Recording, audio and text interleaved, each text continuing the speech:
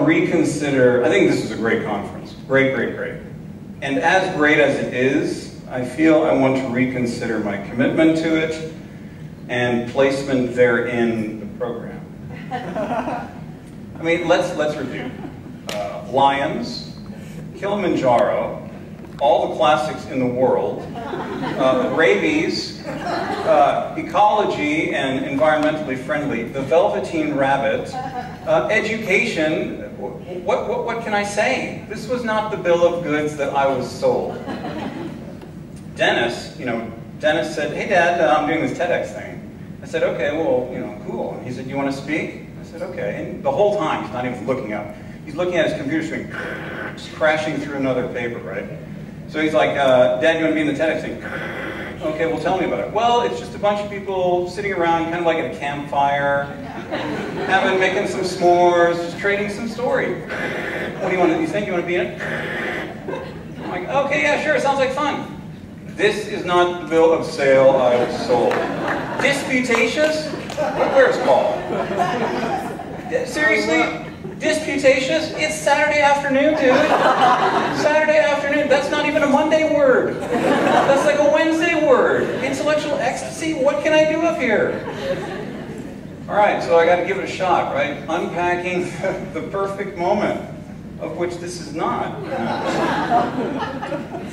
So how do I define perfect moment? I think a perfect moment is one of those moments where everything comes together, right? Not connected things begin to come together. Things become seamless, things become fluid, and a couple components I think have to be in place. I think there has to be beauty, I think there has to be connection, and I think there has to be thoughtfulness. But when it happens, it bends time, and then it's captured in time. So we can go back and we can think about it. I myself counted up the perfect moments in my life. I have 247 of them. Give or take 244, which is convenient because I don't have time to talk about 247. I have time to talk about 3. So I will tell you 3 perfect moments. The first one has to do with baseball. Now, there are probably some people who don't understand the baseball rules.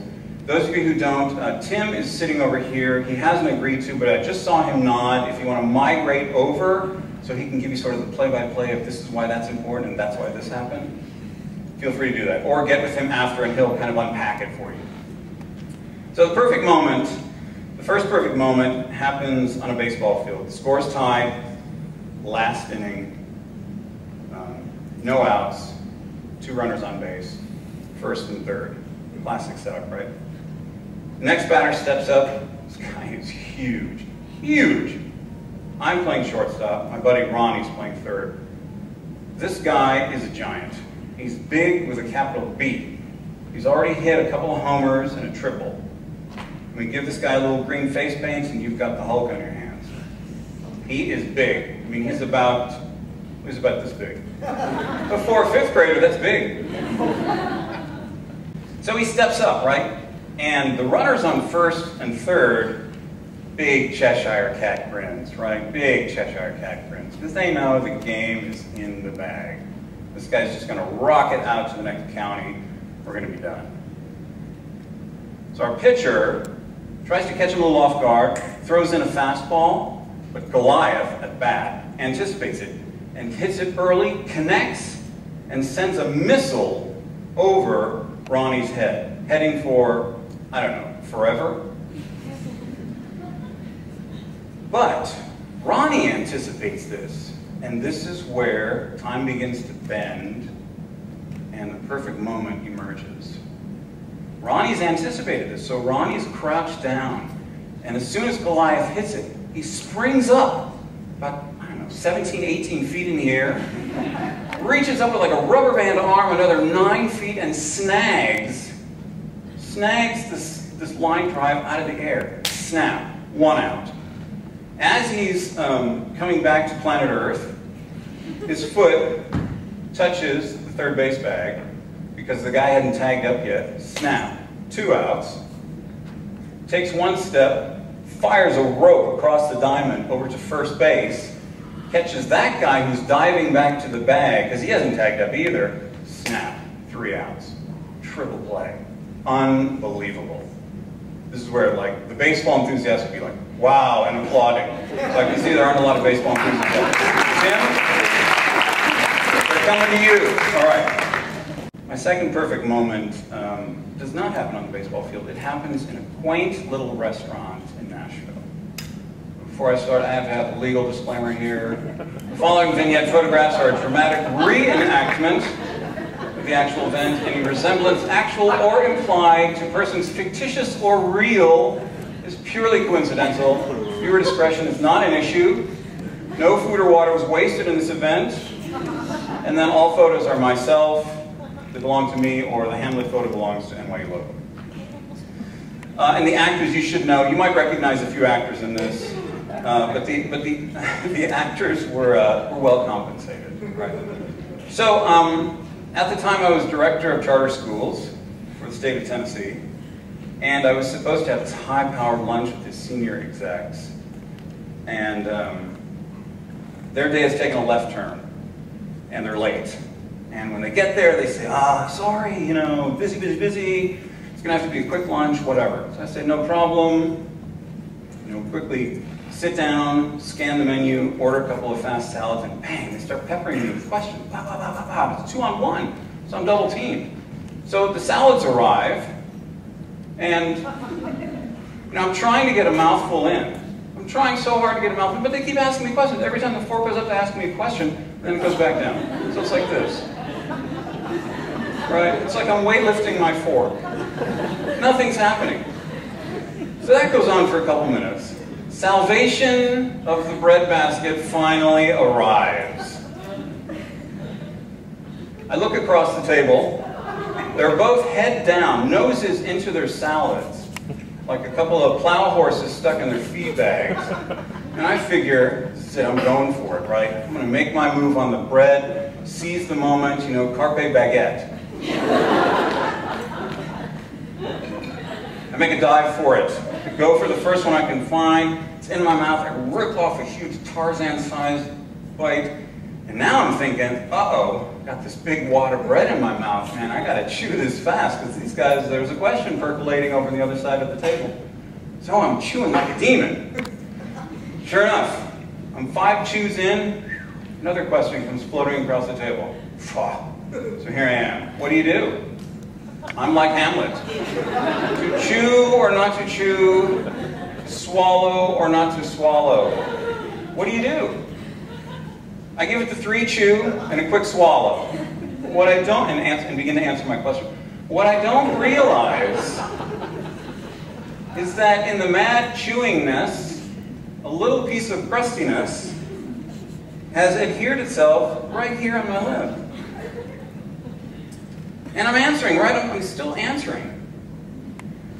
And when I say the word state, time begins to bend,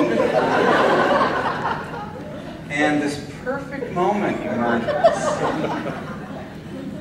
Evidently, as far as I can figure out, well, first of all, state has a lot of powerful attributes, right? State of affairs, federation of state, heads of state. What you probably don't know is it also has powerful aerodynamic qualities. Because when I say the S of state, it starts to spin like a little helicopter. And when I say the T of the Tate, it's enough propulsion to shoot it out. And it goes over this guy's shoulder, and as it does, remember, I'm still answering the question. I'm watching this and I'm thinking 2 things simultaneously, in addition to answering this. I'm thinking, that is the coolest thing ever. And, uh-oh, it's coming back. But it doesn't. It hits a downdraft, stalls, drifts back, and lands perfectly on his blue blazered shoulder. Like a little unannounced visitor. Mars rover landing perfect. The amazing thing, right? The amazing thing is that at that time, in addition to all of this, at the time this all happens, the projectile goes shooting out like a clay pigeon. At that time, the waiter shows up. And he's got a pitcher of water and a pitcher of iced tea because he's going to refill our glasses. So he's standing at the table, and I see him see this, and we're both tracking it going up, stalling, coming back down, and landing right on his shoulder. And he can't say anything. He's a waiter, right? And I'm still answering, so he can't say anything, and he can't gesture. He's got these pitchers of water. So he's like, oh my gosh, did you just see that? And so he looks at me, and I'm like, I don't know what I do here. Answering the whole time. He susses it out, right? He's like, okay, that was the coolest thing too. But my job here is done. So he gives me the old nod and a wink. Says, it's all right, you got it handled here. He smiles, and we both smile. So that's the second story. The third story is going to involve a little crowd participation. This story is a beautiful story. It's an alleged story, but it's beautiful, and I like to think that it happened. But for this, you are going to have to take your foot out of one shoe. Thank you. No? Well, I'm not going to steal them. Well, I might think about those. What, 11, 11 and a half? What, 12? What are those? Those look good. I like those. There you go. Now, just feel that. See how interesting that feels? Got one shoe all nice and warm, and the other one's like it just fell out of the bed, right? It's all cold. Yeah, you can feel it. It feels a little naked, doesn't it? You're already wishing you hadn't done this. You're already wishing for that shoe. You want to sneak over there and grab it, don't you? Sneak it back, but you can't. So here's the story. Gandhi, spiritual soul of India, is getting on a moving train in a very busy train station. And the train's moving, he hops on, and as he does, someone steps on the back of his shoe. And as he steps up on the train and it's moving, he loses his shoe. Right here is where, for Gandhi, time begins to bend. And the perfect moment begins to happen. Because, what does he do? He turns around and immediately throws his other shoe. And his friend turns to him and says, what'd you do that for? And he says, well now, when the person finds my first shoe, he'll have the second. He'll have a pair. Now that's a perfect moment. Perfect moment, right? Thoughtful, connection, beautiful. And when I do the story with me in place of Gandhi, it doesn't come out so well. I'm the guy on the train saying, hey buddy, that's my shoe, he's got my shoe. Or, okay, maybe I'm a little older than the 5th grader, right? But, so I'm a little wiser, so okay, I would have thrown my second shoe. But I wouldn't have thrown it right then like he does. It would have been like a mile or two down the tracks, and I would have said, the smart thing to do is to throw my shoe. But now what have I done? Now I've frustrated 3 people. One guy's going to find one shoe, another guy's going to find one shoe, and I'm standing there barefoot on a moving train. So, what does all this mean? Bringing it back to the perfect moment. Who cares? So those are funny stories. Haha, what's the big deal? I think now that you've heard some of my perfect moments, you can examine your perfect moments. And you can think about aspiring to be in more perfect moments as they arise. You can be more sentient, right? You can see when a perfect moment is happening. You can see the beauty, or you can see the connection, or you can see the thoughtfulness, and you can immerse yourself in that moment. You can see the beauty in the throw. We can see the beauty in the motion.